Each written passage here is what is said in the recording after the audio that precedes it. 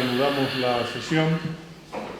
con la intervención de Julio Luis Arroyo Botediano, profesor de la UNED, que nos hablará de querellas, debates y desacuerdos en la correspondencia de gobierno. Buenos días a todos, muchas gracias por acompañarme. Quiero empezar dando las gracias yo también a la Fundación Duques de Soria y muy especialmente a Luis por invitarme a dirigirme hoy aquí a vosotros. Es el que ha dicho Luis, es el título de la exposición, que es donde quería entrar yo a hablar un poco o incidir sobre las batallas de letras en ese momento de transición entre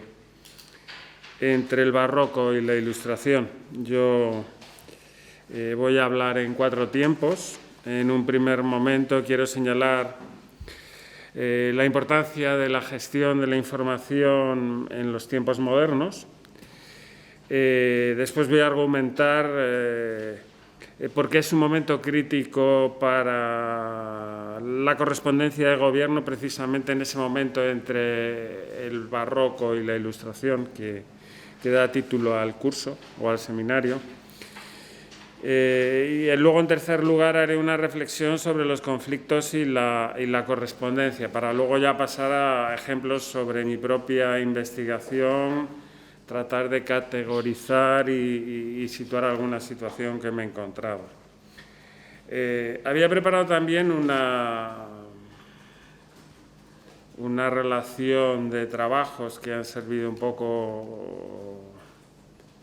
o que podrían servir un poco para explicar los conceptos que utilizo durante mi charla, pero yo creo que voy a excusar de leerla aquí. Si alguien está interesado, pues podré hacérsela llegar, bien por correo electrónico, incluso lo tengo aquí copiado a mano, o sea que habrá un afortunado si hay alguien interesado.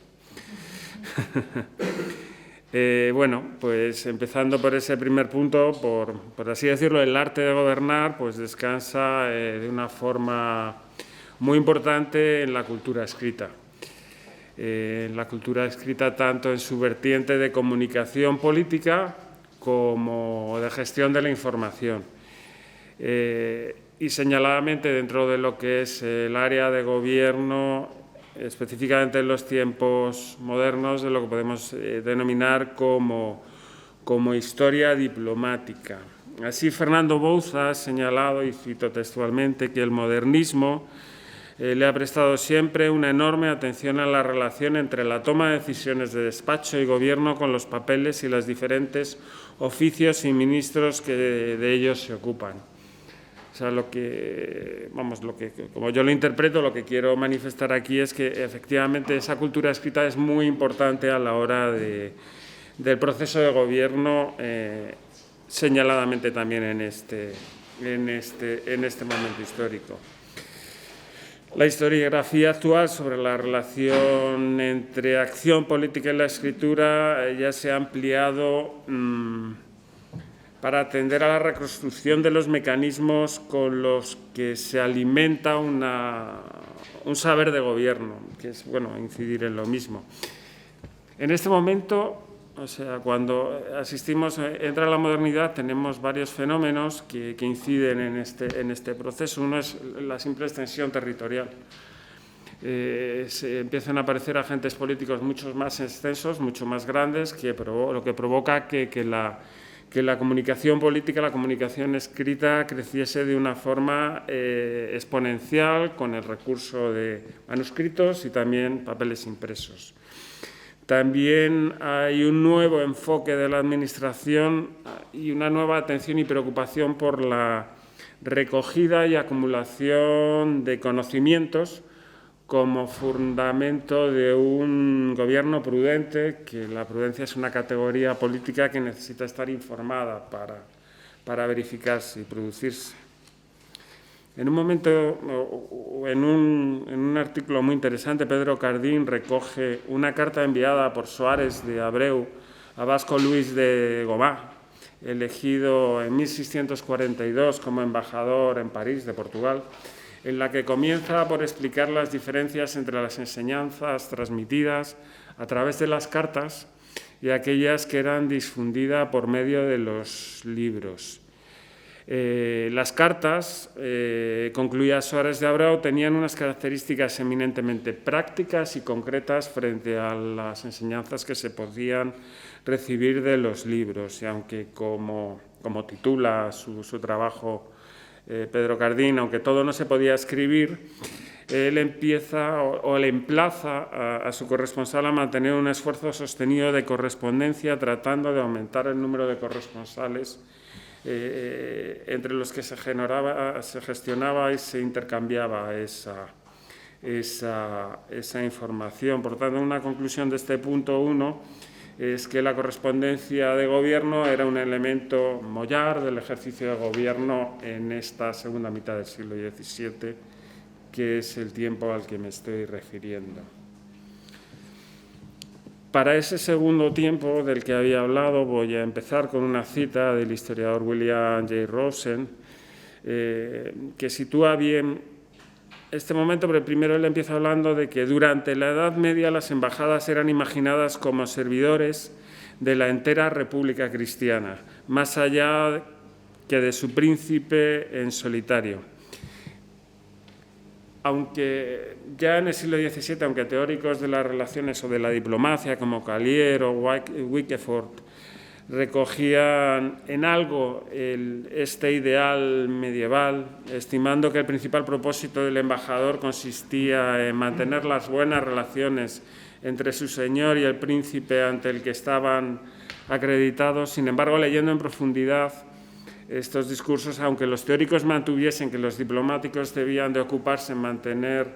los negocios desempeñándose con suavidad, la razón por la que deberían de hacer esto era para incrementar su capacidad para perseguir las políticas de su señor. Es decir, que pensaban que los embajadores tenían su principal responsabilidad no ante la cristiandad, no ante la paz, sino ante el príncipe al que representaban, y que es precisamente con el rey Sol, con Luis XIV, cuando esta práctica ya se identifica plenamente en Francia, cuando tanto el rey como todos sus diplomáticos operaban desde el convencimiento de que su primer y único deber era para el servicio de su majestad. Así, a partir de aquí se abre una interesante cuestión sobre cuál es la función o la tarea más importante para el embajador. Tanto Wykeford como Callier entendían como las tareas centrales de los embajadores, por una parte, observar la corte de destino, proteger a los súbditos de su señor en esos países, y, por último, mantener una nutrida correspondencia, que es donde quiero hacer ya el hincapié, y dejando de lado discusiones sobre si los embajadores son autores o servidores de la política, sobre hasta dónde llega la autoridad de los embajadores o sobre la posibilidad de los mismos de extralimitarse de las instrucciones recibidas.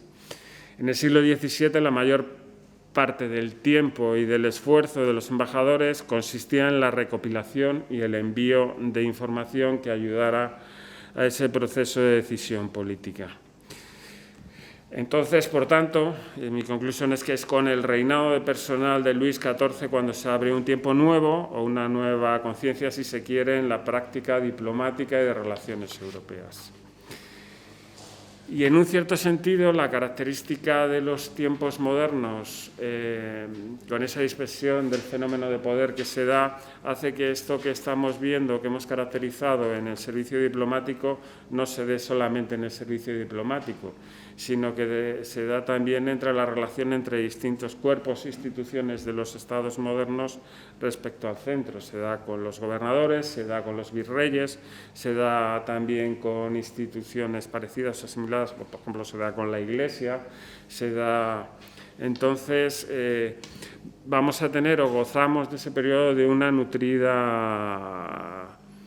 un nutrido cuerpo de correspondencias, tanto de oficiales de gobierno, de embajadores, virreyes, gobernadores, cartas de los soberanos incluso, y también cruzadas con unas extensas redes también formadas por comerciantes, corporaciones públicas que tienen procuradores en cortes, etc. O sea, aquí hay mucho material para rastrear este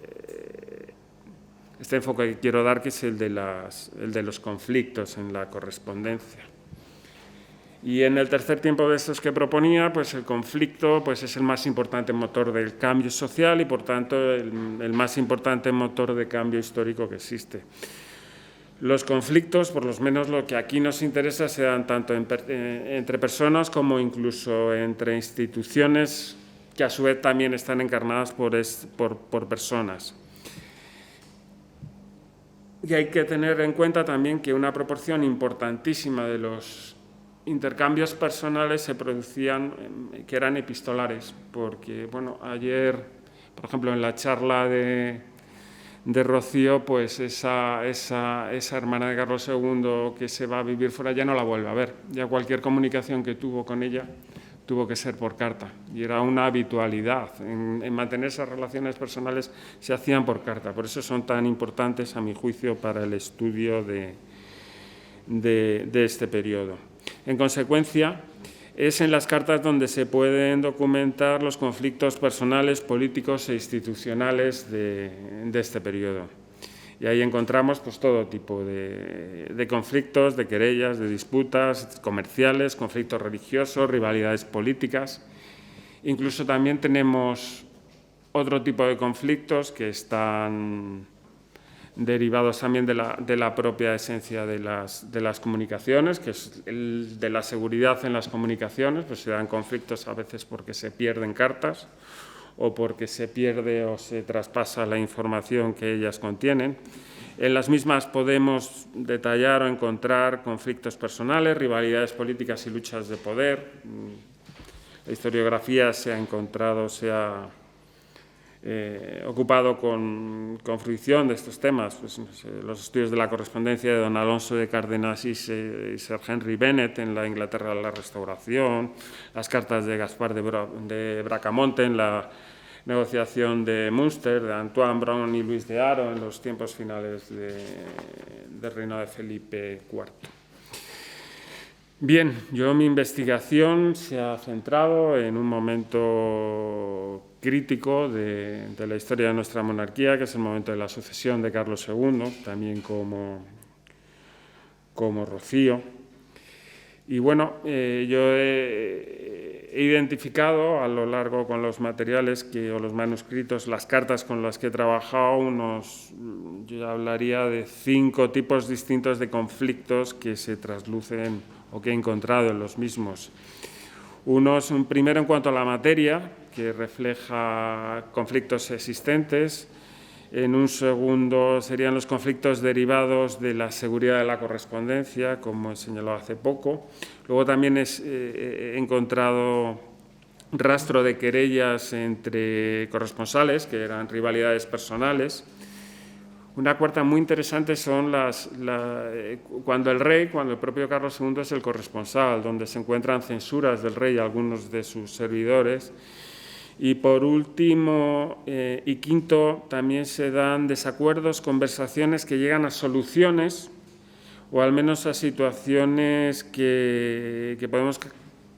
clasificar como de compleja, que se complejizan. Sobre todo eso pasa al final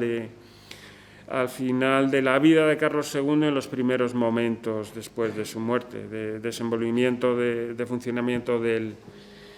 testamento. Las fuentes que he utilizado, para las que me voy a referir aquí, son los archivos del Reino de Bruselas, los papeles de la Embajada Española de La Haya, algunas cartas y consultas en el Archivo Histórico Nacional y la negociación de Inglaterra de Simancas. Antes de seguir, también me gustaría señalar una diferencia que hay entre el proceso de gobierno hispano, que es una bien determinada, es la institución de la consulta, que mucha de la información con la que los consejeros toman sus resoluciones está proporcionada por corresponsales, y que, a diferencia de Francia, donde existía una verticalidad en el proceso de transmisión de la información, con un centro que recogía y distribuía información e instrucciones, y también frente a la carencia de un proceso formalizado, reglado británico, la forma de actuar hispana era diferente y en buena medida también resultaba eficiente porque se daba procesos periféricos de transmisión de la información.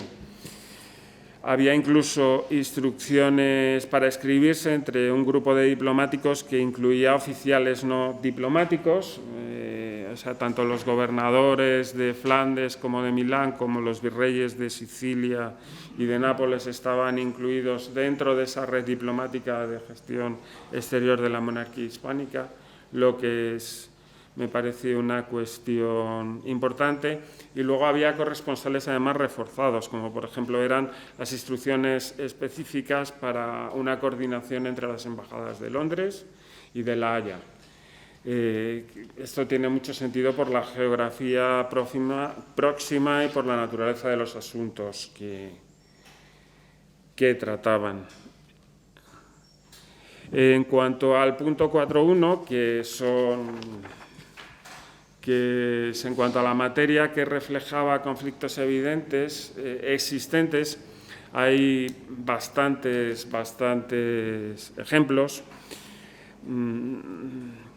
Hay uno muy importante que es la que se recibe a través de dos cónsules que eran hermanos, Franco Antonio Navarro, que era en esos momentos cónsul español en Hamburgo, Bernardino Navarro, que era cónsul en Londres y que luego sustituirá como encargado de negocios español después de la expulsión del embajador Canales, y Quirós, entonces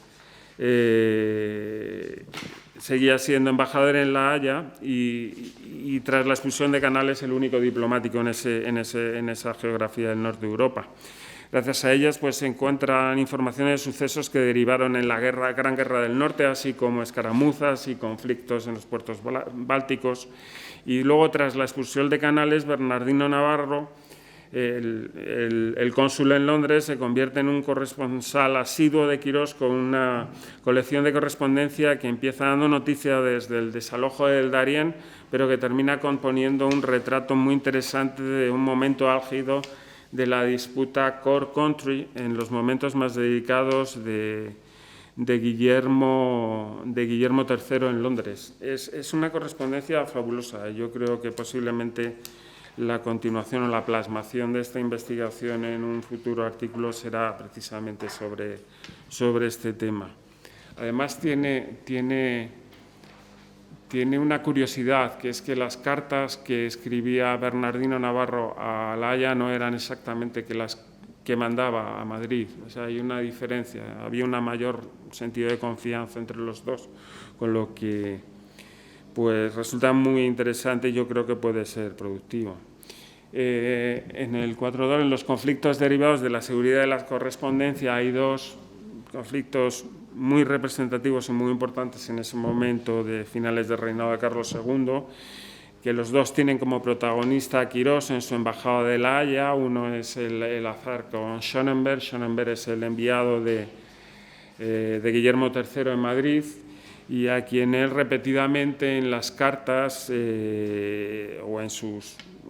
correspondencia, sobre todo con Portocarrero, acusa de que está interceptando la correspondencia y filtrando los datos secretos que se compartían en la misma. Y también se produce un enfrentamiento entre Quirós y el Maximiliano Emanuel de Rocío, al que acusa de haber pasado la cifra al enemigo, porque bueno, las cartas que estaban cifradas pues conseguían descifrarla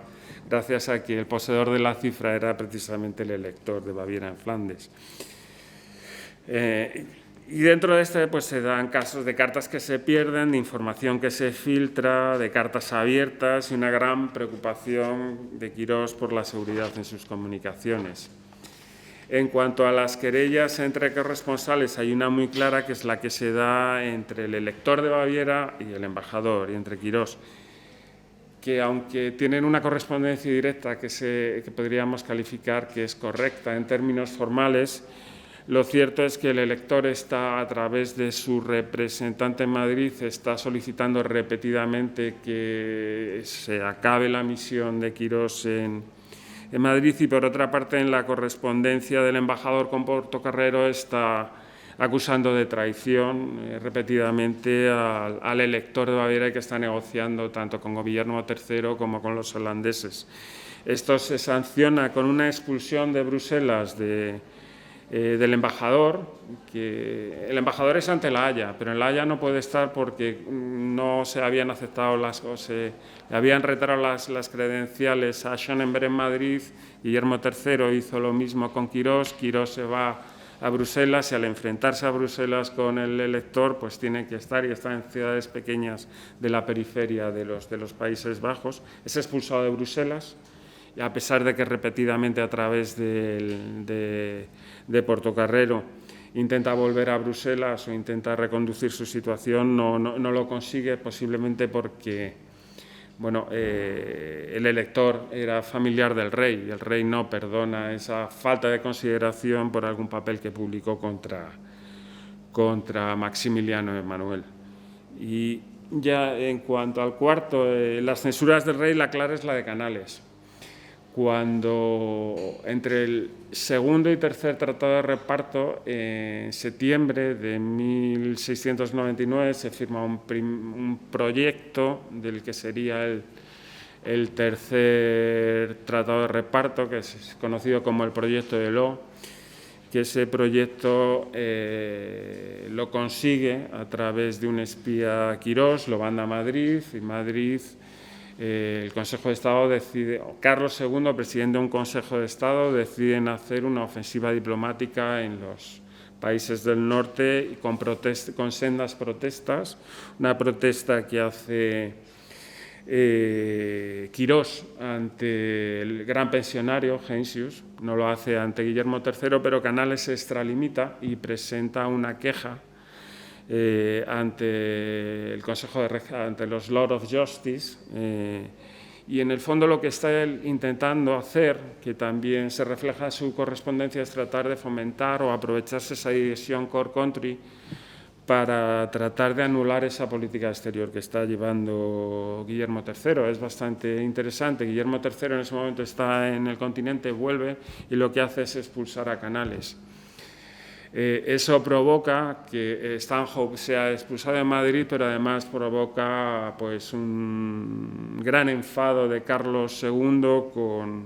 con Canales, a quien acusa de haberse extralimitado en las instrucciones que le había dado, y dejando entrever que consideraba que se había rebelado, había inducido a unos súbditos a rebelarse contra su señor natural. Entonces, lo que hubiera podido ser la defensa de sus intereses palidece ante la identificación como señor natural que tiene Carlos II, con lo que yo creo que es un buen ejemplo de esas censuras del rey, ¿no? Y por último, en cuanto a los desacuerdos y conversaciones que llevan a soluciones, pues hay una correspondencia muy interesante entre los años 98, 99 y 1700, que se da entre Quirós con una serie de corresponsales que son el obispo de Solsona, el príncipe de Vaudemont, el duque de Veragua en Sicilia, es el virrey de Sicilia, y el duque de Medinaceli, que es el virrey de Nápoles, donde se van explicando y tratando cada vez de una forma más confianza, o que han llegado a desarrollar una relación de confianza. Solsona no, porque Solsona está en otro partido, donde yo creo que se va abriendo y además se va poniendo. José María Iñurritegui publicó antes que yo una apreciación del obispo de Solsona diciendo que estos tratados se pueden combatir sin más armas, sin necesidad de más armadas ni ejércitos, que un simple acto de voluntad, y es cuando se abre ya de que la solución a la crisis sucesoria está precisamente en dar una solución mediante un testamento como por último se quedó. Conclusión principal de lo que quiero transmitir, que la correspondencia es una fuente de primera importancia para el estudio de la historia moderna, que en los momentos de crisis se traslucen precisamente esas querellas, esas disputas, esos conflictos que se dan, y por lo tanto, en tanto, sobre todo, que es una correspondencia menos sujeta a restricciones, pues es una fuente un tanto más ventajosa para para estudiar esos conflictos y poder avanzar en ver cómo se producía ese proceso político, ese proceso de comunicación política y ese proceso de construcción de soluciones políticas a problemas políticos. Y yo creo que aquí he terminado.